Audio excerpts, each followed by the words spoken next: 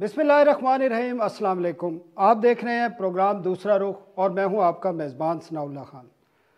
उम्मीद है मुझे कि तमाम लोगों ने आज वज़ीर आज़म का जो मेलसी में जलसा था उसमें जो उन्होंने ख़िताब किया और इरशादात किए वो सुने होंगे, जिसमें उन्होंने अपने मुखालफिन, सियासी मुखालफिन को जम कर लताड़ा है। इसके साथ साथ उन्होंने उनको धमकियाँ भी दी हैं, चैलेंज भी किए हैं। और जो दूसरी अहम बात थी जिसको मैं बड़ा उससे देख रहा हूँ, ख़ासकर यूरोपीय यूनियन और नेटो, उनको भी उन्होंने लताड़ा है। और वाज़े तौर पर इस वक्त जो मौक़िफ़ चल रहा है ख़ासकर रूस और यूक्रेन के हवाले से, उस पर उन्होंने पाकिस्तान का मौक़िफ़ पेश किया है। इसके साथ साथ उन्होंने महंगाई पर भी बात की है और बाकी जो इश्यूज़ हैं उनको भी उन्होंने समेटा है। शुरू में हम इस पर बात करेंगे, लेकिन सबसे पहले उनके ख़िताब की दो अहम बातें थीं जो उन्होंने कही, वो मैं आपको सुनाना चाहता हूँ। प्रोड्यूसर साहब हमारे नाजरीन को। यूरोपियन यूनियन के एम्बेसडर ने खत लिखा पाकिस्तान को कि आप रूस के खिलाफ उसके मुखालिफ स्टेटमेंट दें, उसके खिलाफ वोट दें। मैं ये यूरोपियन यूनियन के एम्बेसडर से पूछता हूं कि क्या आपने हिंदुस्तान को भी ये खत लिखा था कि ये वो पाकिस्तान था जिसने ये नेटो की मदद की, जो वॉर ऑन टेरर थी, हमने उनका साथ दिया।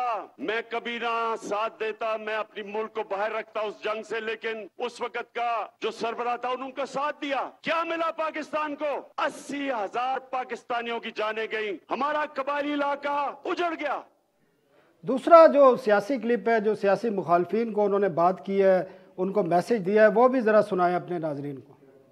ये लोग कौन है जो अदम इत्तेमाद की तहरीक चला रहे हैं? सबसे पहले मुजरिम नंबर 1 नवाज शरीफ, कि कभी गीदड़ भी लीडर बन सकता है। दूसरा है शहबाज शरीफ, जो भी उसको बूट नजर आता है पॉलिश करना शुरू कर देता है। और तीसरा है नहीं बीमारी, जरदारी। ये हैं वो लोग जो सारे मिलके कि जी वो बहुत बुरे हालात है पाकिस्तान के, अदम एतमाद हम लेके आएंगे। और चौथे नंबर पे फजलू, जो डीजल के परमिट को बेच के पैसे बनाता है। ये 4 लोग मिलके अदम एतमाद कर रहे हैं। क्या आप तैयार हैं जब इंशाअल्लाह आपकी अदम एतमाद की तहरीक फेल होगी तो आप तैयार हैं जो मैं आपसे करूंगा? नाजरीन, आपने सुना वज़ीर आज़म ने अपने जो सियासी मुखालफिन है उनको जो मैसेज दिया और यूरोपीय यूनियन को जो मैसेज दिया है वो आपने सुना है।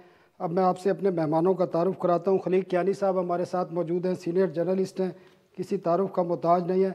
हारून शरीफ साहब भी हमारे साथ मौजूद हैं, सरमायाकारी बोर्ड के साबिक चेयरमैन हैं, तहरीक इंसाफ का एक हिस्सा रहे हैं। हारून साहब आपका बहुत शुक्रिया। मेहताब हैदर साहब भी हमें अभी ज्वाइन करेंगे, उनसे हम बात करेंगे, लेकिन सबसे पहले मैं हारून साहब के पास चलता हूँ। हारून साहब, आपने स्पीच सुनी और ये क्लिप भी सुना होगा। जो खारजा अमूर हैं, जो खारजा पॉलिसी की बातें इस तरह जलसों में होनी चाहिए, आप क्या समझते हैं? जी बहुत शुक्रिया जी। देखिए, जो खारजा पॉलिसी है पाकिस्तान की नहीं, अगर आप देखें गुज़श्ता कई सालों से उसकी एक टोन ग्लोबली बदलती जा रही है। Global leader, even Donald Trump जैसे लोग ट्विटर को बड़ा एग्रेसिवली यूज़ करते हैं, यूके के प्राइम मिनिस्टर भी करते हैं। पाकिस्तान के वज़ीर आज़म ने जो उनकी आपने अभी क्लिप भी सुनाया और जो मैं सोशल मीडिया पे देख रहा हूँ, उन्होंने आई थिंक एक फैसला, एक एग्रेसिव स्टैंस का फैसला किया और पब्लिक से डील करने का, डिस्कोर्स बनाने का फैसला किया है। फॉरेन पॉलिसी आम तौर पे पॉलिटिकल पॉपुलिज्म के लिए पाकिस्तान में नहीं इस्तेमाल होती रही, लेकिन अब मुझे नज़र आ रहा है बड़ा क्लियरली कि पाकिस्तान की जो पोजीशनिंग है वहाँ पर यूज़ की जा रही है for political point scoring internally. उसका हमें फ़ायदा क्या होगा और उसके नुकसानात क्या होंगे, मैं तो सिर्फ एक माशी पॉलिसी एक्सपर्ट के तौर पे बात करता हूँ। देखिए यहाँ पर इस वक्त भी हम बात करेंगे, लेकिन इसका सियासी पहलू पर हम बात करें। जी सर। जी, मैं सियासी पहलू की बात कर रहा हूँ कि क्या ये वोट बैंक में ट्रांसलेट हो पाएगा, जैसे इंडिया में नेशनलिज्म मोदी साहब ने वोट बैंक में ट्रांसलेट कर लिया था। इस वक्त जो पाकिस्तान की माशी हालात हैं, ये पॉपुलिस्ट सियासी पहलू जो है पब्लिक, ये सवाल है, इसका जवाब टाइम के बाद मिलेगा। मेरे जाती ख्याल से डिप्लोमेसी को पब्लिक डिस्कोर्स में कम आना चाहिए। ठीक है सर, आपका पॉइंट आ गया। कियानी साहब, ये एंटी यूएस एंटी वेस्ट जो ये पॉलिटिकल स्लोगन के तौर पर इस्तेमाल, इससे कोई बेनिफिट होगा खान साहब को, तहरीक इंसाफ को? जो आज उन्होंने स्पीच की है उसमें साफ नज़र आ रहा था जो इसके इक्तिसादी ہمیں جو ثمرات ملیں گے یا اس سے جو نقصانات ہو سکتے ہیں اس پر ہم بعد میں بات کریں گے. لیکن آپ کیا سمجھتے ہیں جو ہارون صاحب نے بات کی، بڑی انہوں نے ڈیفرنٹ قسم کی بات کی ہے. پہلے تو مذہب کا ایک کارڈ یوز ہوتا تھا، اب یہ اینٹی ویسٹ یا اینٹی یو ایس جو ایک ہے سینٹیمنٹ ہے اس کو استعمال کرنے کی وہ کہہ رہے ہیں بات ہو رہی ہے. دیکھیں میرا خیال ہے کہ جہاں تک اپنا ہارون صاحب نے بھی بات کی کہ اب نا اس طرح کی چیزوں کے اوپر زیادہ فوکس آنا شروع ہو گیا انفارچونیٹلی. مذہب کے اوپر، فارن پالیسی کے اوپر آپ نیشنلزم کی باتیں کریں تو لوگ آپ کو بڑا اپریشیٹ کرتے ہیں، اور خاص کر اس قسم کے علاقوں میں جب آپ یہ بات کریں کہ جی ہمارے بندے مر رہے تھے اور انہوں نے ہم سے پوچھا نہیں، ہمارا شکریہ نہیں ادا کیا، انڈیا کو تو انہوں نے نہیں کہا، یہ چیزیں اپیل کرتی ہیں. پبلک جو روڈ کے اوپر موو کرنے والے لوگ ہیں نا ان کو تو یہ چیز بڑی اپیل کرتی ہے. لیکن کیا یہ لوگوں کے جو حالات تھے، زندگی ہیں، ان کے اوپر کوئی اثر ڈالیں گے؟ تو اگر نگیٹو نہیں ڈالیں گے تو مثبت تو بالکل نہیں ڈالیں گے، کیونکہ اس کی وجہ سے تو آپ دیکھتے ہیں کہ ہمارے جو EU کے ساتھ یا US کے ساتھ جو ریلیشن شپس ہیں وہ زیادہ تر تو ہمارے معاشی ٹرمز کے اوپر ہی ہیں، ایکسپورٹس کے اوپر ہی ہیں. ہمارا بنیادی طور کے اوپر ڈالر آنا کتنا ہے اور جانا کتنا ہے. آپ کی 80 سے 85% جو ایکسپورٹ ہے یورپی یونین اور US کے لیے جی تقریباً 12 سے 15 ارب ڈالر کے ایکسپورٹس ہماری ان دونوں ملکوں اپنا مطلب ان دونوں ریجنز کو ہیں. اور اس کے مقابلے میں اگر ہم دیکھیں اپنا چائنا اور رشیا دونوں کو، میرا خیال ہے کو 300 کے 350 ملین ڈالر کی ایکسپورٹس ہماری روس کے ساتھ ہیں، اور انڈیا کے ساتھ بھی اپنا چائنا کے ساتھ بھی ہمارا جو ہے نیگیٹو اس میں ہی ہے. مطلب بہت بڑا ہم امپورٹس بہت زیادہ کرتے ہیں اور امپورٹس نہ ہونے کے برابر کرتے ہیں. تو میرا خیال ہے اس چیز کو تو بیلنس کرنے کی ضرورت ہوگی. ایک طرف ہم ایڈ کو کہتے ہیں کہ جی ایڈ ہمیں نہیں چاہیے، ہمیں ٹریڈ چاہیے. فارن پالیسی کو اس طرح پبلکلی باتیں کرنے کی ضرورت ہے، ڈسکس کرنے کا. نارملی ایسی چیزیں پبلک ڈسکورس میں نہیں ڈسکس ہوتی، لیکن اب چونکہ پاپولزم کا دور ہے، مجھے یوں لگتا ہے کہ ان کی اوور آل اگر آپ پوری اسپیچ دیکھیں نا تو اس سے یہ لگتا ہے کہ جیسے ان کے اوپر پریشر، پولیٹیکل پریشر ہے، اور وہ پاپولزم کی زیادہ باتیں کر رہے ہیں. انہوں نے مہنگائی کی بات بھی کی تو انہوں نے کہا جی ہم نے بجلی اور گیس اپنا پیٹرول سستے کر دیے، اور جب یہ ختم ہوگا تو اس کے بعد ہم پتہ نہیں اور کتنا ڈسکاؤنٹ دے دیں گے.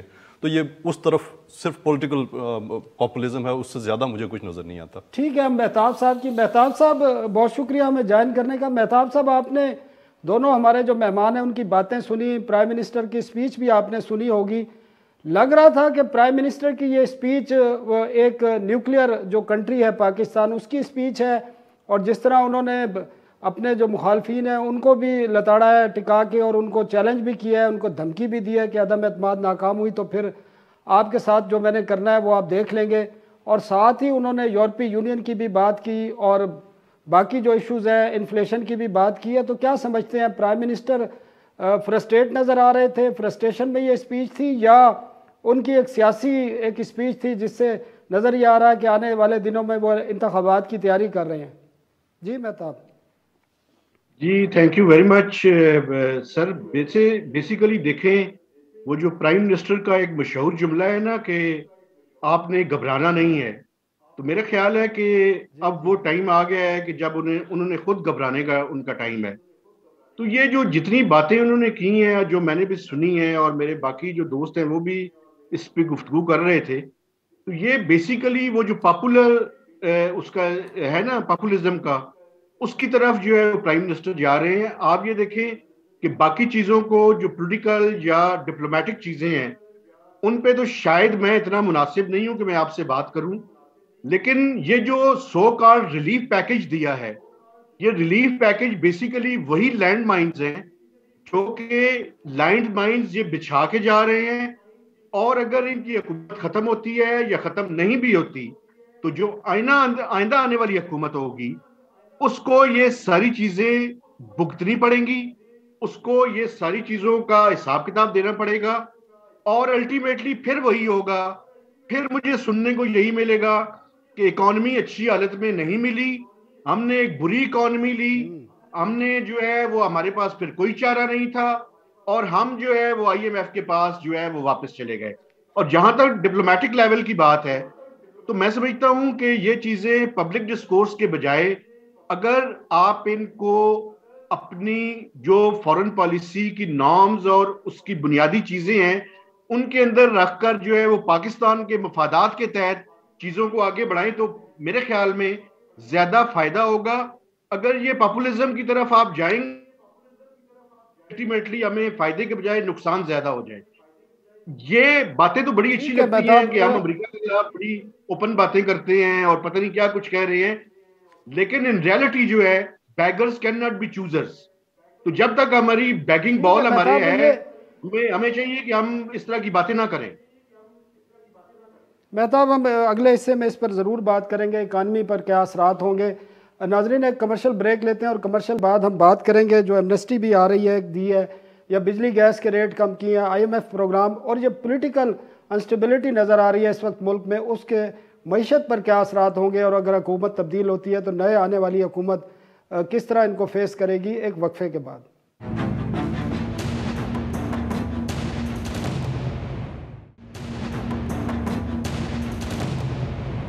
ویلکم بیک ناظرین. ہارون صاحب, میں بات کرنا چاہ رہا تھا جو یورپی یونین کے حوالے سے بات ہوئی ہے اور جو پاکستان کی خارجہ پالیسی میں بڑی تبدیلی آئی ہے, خاص کر روس اور یوکرائن کا جو تنازع ہے اس حوالے سے, اور اسی وقت جس دن رشیا نے یوکرائن پر حملہ کیا اسی دن پرائم منسٹر رشیا میں موجود تھے, اور آج کا خطاب یا اسے جو یورپی یونین کے ممالک نے ایک پریس ریلیز جاری کی جس میں پاکستان سے ڈیمانڈ کیا گیا تھا UN میں پاکستان سپورٹ کرے رشیا کے خلاف جو قرارداد آ رہی تھی, یا رشیا کی مذمت کی جائے, اس پر پاکستان نے نہیں کی. UN میں بھی ابسٹین کیا اور رشیا کی اس طرح مذمت بھی نہیں کی. اس کے علاوہ US کی طرف سے بھی رابطہ کیا گیا, اس کو بھی صاف جواب دیا گیا.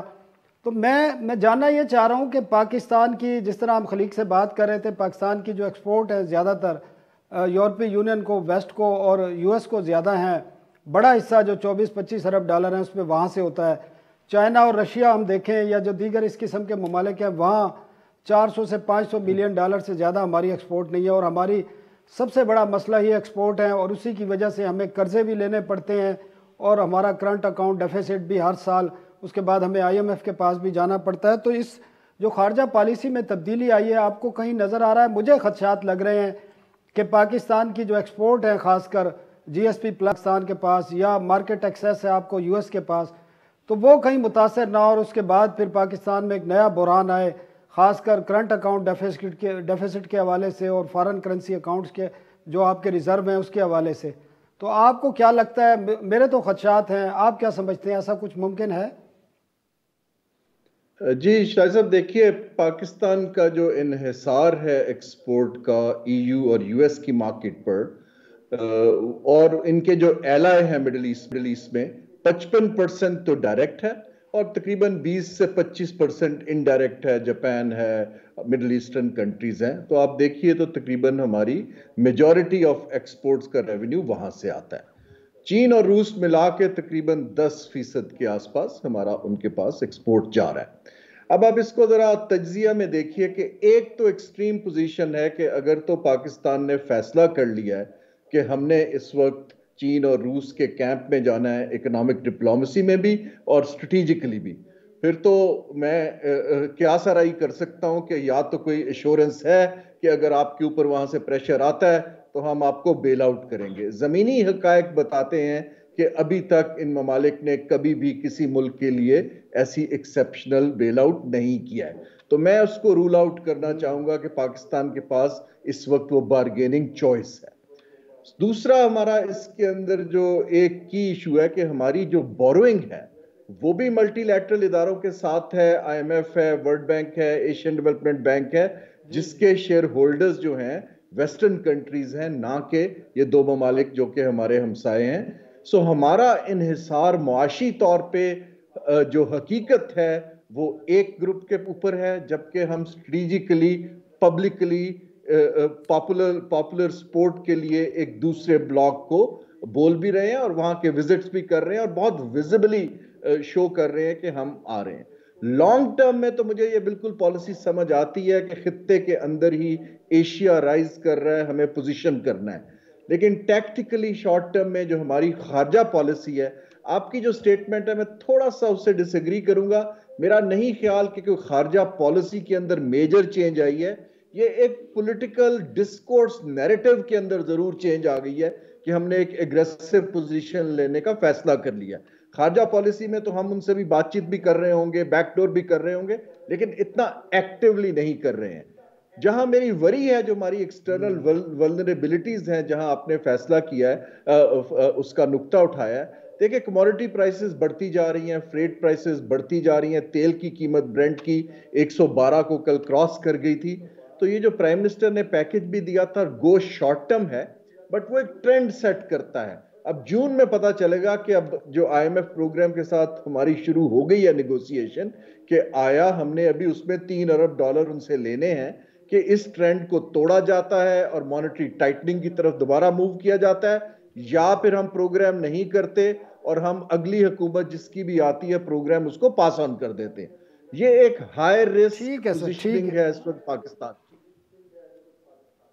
ٹھیک ہے کیانی صاحب, آپ نے سنا جو میں نے بھی بات کی کہ مجھے خدشات ضرور ہیں کہ جو فارن پالیسی میں تبدیلی آ رہی ہے, نظر آ رہی ہے, حالانکہ یہ بھی ایک تاثر ہے کہ شاید یہ سیاسی جو مفادات ہیں اس کے لیے یہ ایک پاپولیزم قسم کا ایک نعرہ بنا کے پیش کیا گیا جس طرح آپ نے پہلے بتایا.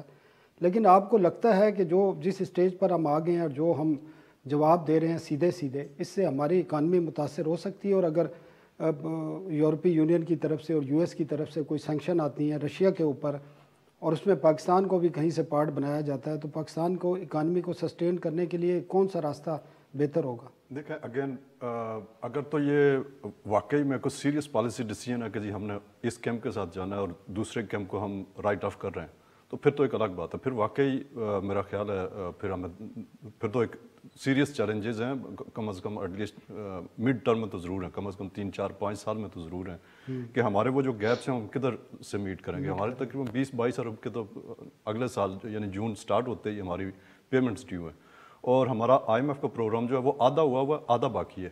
اسی طرح جو باقی جب آئی ایم ایف نہیں ہوتا تو پھر تو چائنا بھی تو ہمارا جو ہے وہ انہی ریٹنگ ایجنسیز کی اور انہی کی آئی ایم ایف کی جو امبریلا ہے اسی کی طرف دیکھتا ہے اور اسی کی بیسس کے اوپر اپنی لینڈنگ کرتا ہے. تو مجھے نہیں پتا کہ یعنی مجھے تو سیریس چیلنجز نظر آتے ہیں. اگر یہ واقعی کوئی سیریس پالیسی ڈیسیجن ہے کہ جی ہم نے ویسٹ کو کے ساتھ نہیں چلنا, ہم نے صرف ایسٹ کے ساتھ ہی رہنا ہے, تو شارٹ ٹرم میں تو واقعی بڑے سیریس چیلنجز ہیں. اور جہاں تک آئی ایم ایف کے پروگرام کی بات ہے, آئی ایم ایف کے پروگرام تو ڈسکشنز اس وقت بھی جاری ہیں.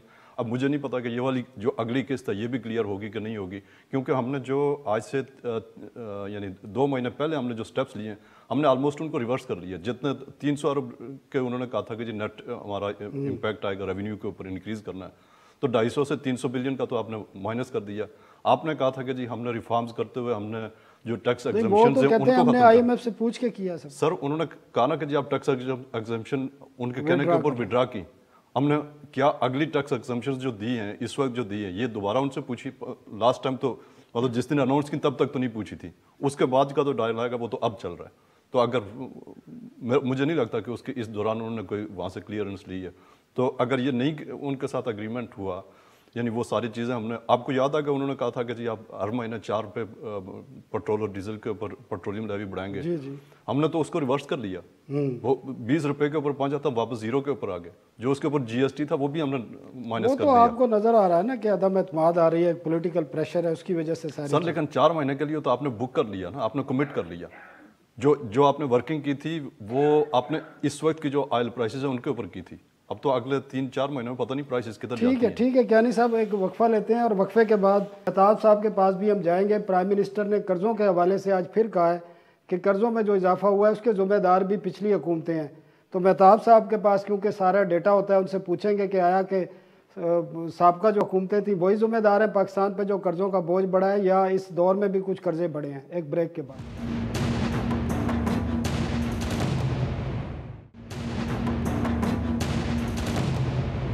Welcome back. مہتاب صاحب, آپ نے خطاب سنا ہے پرائم منسٹر کا. 2 باتیں انہوں نے کی اکانومی کو اگر ہم مد نظر رکھیں. ایک تو انہوں نے مہنگائی کے حوالے سے امریکہ کا بتایا کہ وہاں 40 سال بعد اتنی مہنگائی ہوئی ہے, برطانیہ کا بتایا کہ وہاں 50 سال بعد ہوئی ہے, ٹرکی کا بتایا کہ 20 سال بعد ہوئی ہے, اور بھی کئی ملکوں کا بتایا. اور پاکستان کے حوالے سے انہوں نے کہا جو پیپلز پارٹی کے دور میں 2013 سے پہلے جو مہنگائی تھی اتنی مہنگائی آج بھی نہیں ہے. ساتھ ہی انہوں نے کہا جو قرضے ہیں پاکستان پہ کیونکہ بہت زیادہ بڑے ہیں 3.5 سال میں, اور انہوں نے کہا اس کے ذمہ دار بھی سابقہ جو حکمران ہیں وہ ہیں, ان کی وجہ سے یہ قرضے بڑے ہیں. تو آپ کیا سمجھتے ہیں یہ جو دونوں ان کے دعوے تھے خاص کر انفلیشن کے حوالے سے, اس سے ایگری کرتے ہیں, یا جو انفلیشن ہوئی ہے اس میں کوئی گورننس کے ایشو بھی رہے ہیں؟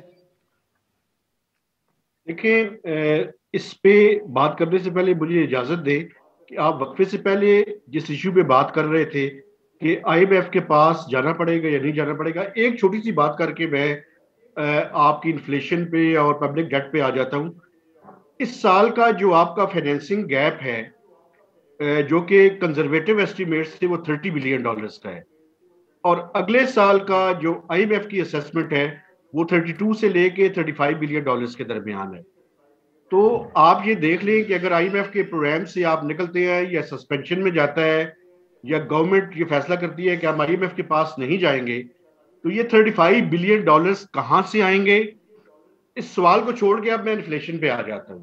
انفلیشن کا دیکھیں ایشو یہ ہے کہ اس میں کوئی شک نہیں ہے کہ انٹرنیشنل مارکیٹ میں پرائسز بڑھی ہیں، لیکن مجھے ایک سوال کا جواب دیں. آپ کو 4 سال آج کمپلیٹ ہو گئے ہیں عمران خان صاحب، تقریباً 4 سال آپ کے ان پاور ہو گئے ہیں. آپ مجھے بتائیں کہ ان 4 سالوں میں آپ کی گندم جو ہے وہ ہم امپورٹ کر رہے ہیں، آپ کے آنے سے پہلے ہم ایکسپورٹ کرتے تھے. شوگر ہم ایکسپورٹ کرتے تھے، وہ اب ہم نے امپورٹ کرنی شروع کر دی. پلسز ہم نے زیادہ امپورٹ کرنی شروع کر دی. کاٹن ہم نے زیادہ امپورٹ کرنی شروع کر دی. پام آئل جو ہے وہ زیادہ امپورٹ کرنا شروع کر دیا. بیسیکلی پہلے بھی ہم امپورٹ کر رہے تھے. تو آپ نے اپنی ایگریکلچر پروڈکٹیوٹی جو ہے اس کو بڑھانے پہ کتنی توجہ دی ہے، وہ کتنی بڑی ہے؟ وہ تو بلکہ ابھی دیکھیں آج وہ تقریر میں بھی یہ ذکر کر رہے تھے کہ فرٹیلائزر جو ہے وہ کم ہوئی ہے اور ہم ایمرجنسی میں جو ہے وہ میرے خیال میں چائنا سے جو ہے وہ منگوا رہے ہیں. تو دیکھیں جو چیزیں ہماری اسٹرینتھ تھی وہ بھی ویکنیسز میں جو ہے وہ ان 4 سالوں کے اندر تبدیل ہوئی ہیں. اور جہاں تک پبلک ڈیٹ اور لائبلٹیز کا ہے، سب سے پہلے میں آپ کے سامنے فگر رکھتا ہوں، پھر اس کے بعد اپنا انالیسس رکھوں گا. جب عمران خان صاحب کی گورنمنٹ آئی تو ٹوٹل پبلک ڈیٹ اور لائبلٹیز تھی 29.8 trillion. By and of September اب وہ بڑھ کے 50 ٹریلین کو کراس کر چکی ہیں. یعنی ان کے زمانے میں نیٹ ایڈیشن جو ہوا ہے وہ کوئی 20 ٹریلین روپیز سے زیادہ کا ہے. اور عمران خان صاحب نے بالکل مایوس نہیں کیا. میری اسیسمنٹ یہ تھی کہ یہ ان کے 5 سالوں میں پاکستان کا جو پبلک ڈیٹ اور لائبلٹیز ہیں یہ ڈبل ہو جائیں گی. یہ بالکل اسی طرف بڑھ رہے ہیں. اور میں دعا تو میری یہ تھی کہ میری اسیسمنٹ غلط ثابت ہوتی. ایکسکیوز می، معاف کیجئے گا، اللہ کرے کہ میری اسیسمنٹ غلط ثابت ہوتی، لیکن بدقسمتی یہ ہے کہ میری اسیسمنٹ بالکل ٹھیک ثابت ہو رہی ہے اور یہ بالکل اسی طرف بڑھ رہے ہیں اور یہ 60 ٹریلین کو ٹچ کرنے کی طرف جا رہے ہیں. کیونکہ جتنا بڑا کرنٹ اکاؤنٹ ڈیفیسٹ اور بجٹ ڈیفیسٹ اب ہوگا اتنے ہی ہمیں قرضے جو ہے وہ زیادہ لینے پڑیں گے اور یہ بڑی بدقسمتی ہے. ٹھیک ہے مہتاب، ہم ہارون صاحب کے پاس بھی جاتے ہیں. ہارون صاحب، آپ نے مہتاب کی باتیں سنی ہیں. ہم گندم بھی امپورٹ کر رہے ہیں، چینی بھی امپورٹ کر رہے ہیں، کھاد بھی امپورٹ کر رہے ہیں. پہلے ہم کچھ چیزیں اس میں سے ایکسپورٹ کرتے تھے، اور صورتحال یہ ہے، اس کی وجہ بھی یہ ہے کہ زیادہ تر جو پاکستان میں جو سرمایہ کاری ہو رہی ہے، کیونکہ آپ بورڈ آف انویسٹمنٹ میں رہے ہیں، وہ پراپرٹی میں مور دین کوئی جو فگر بتاتے ہیں، کوئی ڈیٹا آیا ہے 60% سے زیادہ آپ کی جو سیونگز ہیں اور جو باقی انویسٹمنٹ ہیں وہ پاکستان میں پراپرٹی میں ہو رہی ہیں. اب یہ ایمنسٹی اسکیم ایک اور لے کے آئے ہیں انڈسٹری کے لیے، تو آپ کیا سمجھتے ہیں کہ اس سے صورتحال چینج ہوگی اور پاکستان میں انڈسٹری جو ہے فلارش کر سکے گی؟ جی دیکھیں، یہ جو اس وقت گفتگو ہو رہی ہے وہ پاکستان کی بڑی کلیئرلی ہماری ایک تو ایکسٹرنل ولنریبلٹیز پر ہو رہی ہے.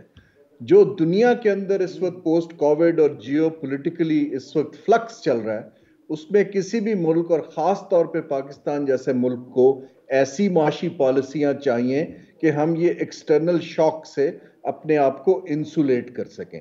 اب ہمارے ایکسٹرنل شاکس کیا ہیں؟ تیل کی پرائس بڑھتی ہے تو ہماری انفلیشن کے اوپر فوراً سے پیشتر بے انتہا آتا ہے. اس کو ہم اس طرح کر سکتے ہیں کہ پالیسی آئے کہ تیل پر انحصار کم کیا جا سکے. پروڈکٹیوٹی کی بات ہوئی تو ہمیں کچھ سیکٹرز جو بالکل حکومت کے بیساکھیوں پہ چل رہے ہیں وہاں سے سپورٹ نکال کے ایگریکلچر پروڈکٹیوٹی کی طرف ڈالنے کی ضرورت ہے. سملرلی انویسٹمنٹ کے اوپر میں بار بار کہہ رہا ہوں، یہ جو قرض بھی بڑھتا جا رہا ہے، ہماری investment to G D P ratio نہیں بڑھ رہی ہے، 15% سے کم پر ہیں، جبکہ ہمارے کمپیٹیٹر جو ہیں وہ 25 سے 30% پر ہیں. اب اس صورتحال میں دیکھیے جو اکنامکس کی بیسک 101 تھیوری ہے گروتھ کی، وہ ہے کہ آپ کو کیپٹل چاہیے انویسٹمنٹ کے لیے, ہمیں اسکلڈ لیبر فورس چاہیے پروڈکٹیوٹی بڑھانے کے لیے, اور ٹیکنالوجی کا استعمال کر کے اس کو ایکسلریٹ کرنا ہے. جب تک ہماری پبلک پالیسی معیشت بالکل ٹارگیٹڈ نہیں ہوگی اور مارکیٹس کو ادھر ڈائریکٹ نہیں کرے گی, یہ ریل اسٹیٹ, یہ جو ہماری انڈسٹری کے اندر ایمنسٹیز ہیں, یہ اگین یہ ٹیمپرری فینومیناز ہیں جو لوگوں کو کچھ دیر کے لیے خوش کرتے ہیں, لیکن سٹرکچرل فالٹ لائنز کو ایڈریس نہیں کرتے ہیں. ہمیں اس وقت ضرورت, اور یہ کوئی بھی پارٹی اکیلی نہیں کر سکتی, اور یہ میں پی ٹی آئی کو بلیم نہیں کر رہا ہوں, یہ کنسسٹنٹلی گورنمنٹس نے سٹرکچرل ریفارمز کی طرف مشکل فیصلے کرنے سے گریز کیا ہے. لیکن اب جس پوائنٹ پر ہم آتے جا رہے ہیں اور دنیا کے اندر اتنی زیادہ والیٹیلٹی ہے, آئی تھنک کچھ میسو ٹرانسفارمیشنل ہمارے ایکسپینڈیچر کے اندر, ہمارے جو سیکٹرز کا فوکس کے اندر ریفارم کرنی چاہیے, اور اللہ کرے کہ ہمارے سیاستدان اس کی طرف اب توجہ دیں, اور جو لوگ پاور کو میں حصے دار ہیں ہولڈ کرتے ہیں. ٹھیک ہے ہارون صاحب, ایک کمرشل بریک کا وقت ہو گیا ہے, بریک لیتے ہیں ناظرین, اور وقفے کے بعد کیانی صاحب کی طرف جائیں گے, ان سے بھی پوچھیں گے ایمنسٹی اسکیم اور جو ایک ریلیف دیا ہے حکومت نے, وزیر اعظم نے, اس کا کیا امپیکٹ آئے گا ہماری معیشت پر, ہمارے لوگوں پر, ایک وقفے کے بعد.